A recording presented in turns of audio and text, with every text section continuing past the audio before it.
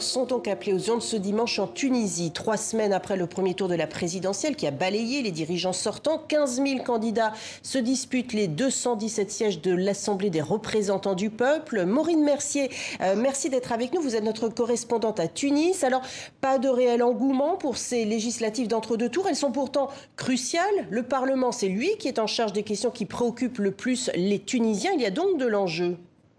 Voilà, le premier enjeu, c'est effectivement la participation. Moins d'un électeur sur deux a voté lors du premier tour de l'élection présidentielle il y a 3 semaines.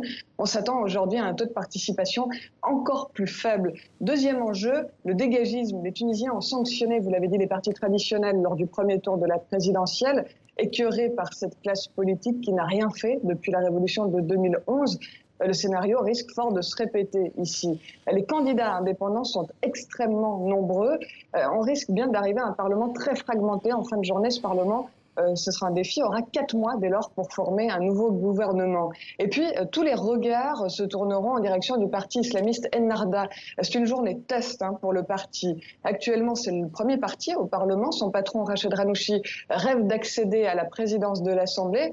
Mais attention, arrivé en force juste après la Révolution, le nombre des partisans de Ennahda ne cesse de fondre depuis.